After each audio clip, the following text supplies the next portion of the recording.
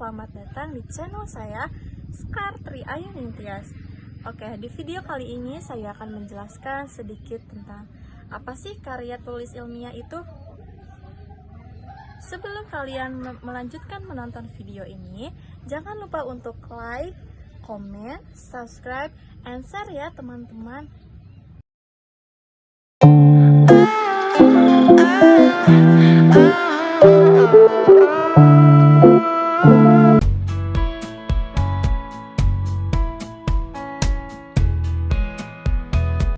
Berbicara seputar karya ilmiah tentu bukan hal yang asing ya bagi kita semua, apalagi untuk mahasiswa tingkat akhir nih.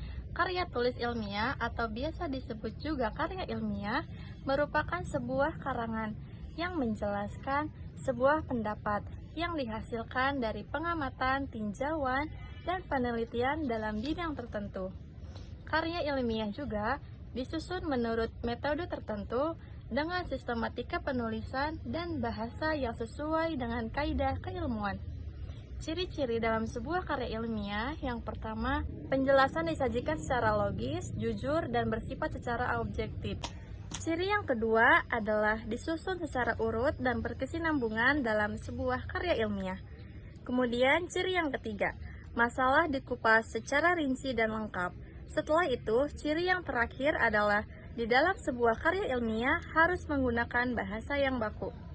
Adapun syarat dalam membuat sebuah karya ilmiah diantaranya metodologis, sistematis, dan konsisten. Metodologis artinya karya ilmiah yang dibuat itu tidak asal-asalan ya, tetapi berdasarkan pengamatan dan penelitian. Sistematis artinya karya ilmiah yang dibuat harus secara tertib, disusun secara tertib atau disusun secara urutan.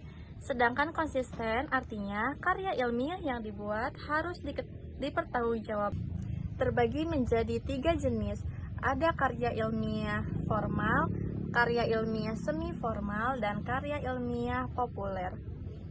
Karya ilmiah formal contohnya seperti skripsi, tesis, atau disertasi.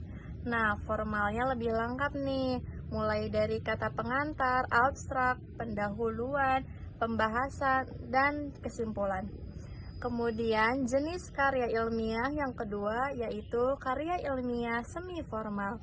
Nah, contohnya adalah tugas-tugas yang biasa dikerjakan di sekolah. Contohnya seperti laporan, makalah, ataupun jurnal. Nah, formatnya lebih simpel dibandingkan dengan karya ilmiah formal. Nah, tetapi intinya tetap sama ya, ada pendahuluan, pembahasan, dan kesimpulan. Yang terakhir ada karya ilmiah populer.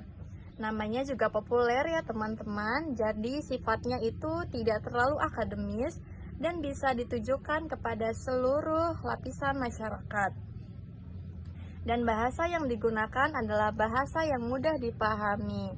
Kemudian bahasanya menggunakan bahasa yang lebih menarik teman-teman, sehingga membuat orang-orang lebih tertarik untuk membacanya.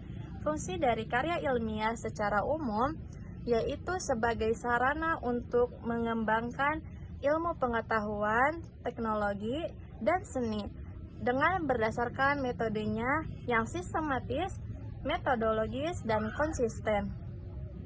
Nah, adapun ada fungsi dari karya ilmiah secara khusus yaitu sebagai sebuah penjelasan, sebagai sebuah amalan, dan sebagai sebuah pengawasan. Manfaat karya ilmiah bagi penulis adalah yang pertama, untuk meningkatkan keterampilan membaca.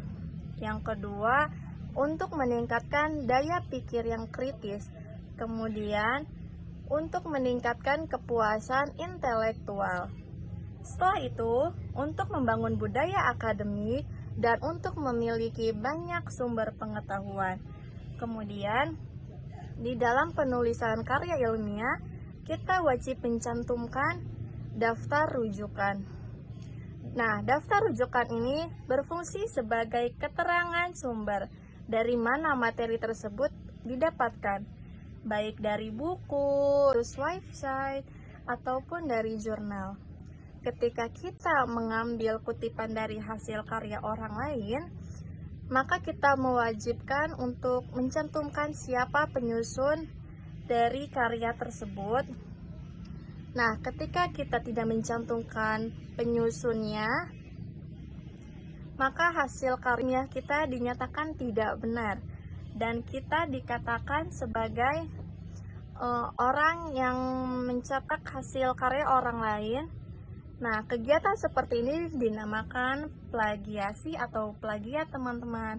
Nah, jadi diusahakan ketika kita membuat karya ilmiah, data yang kita ambil harus secara benar dan secara jujur.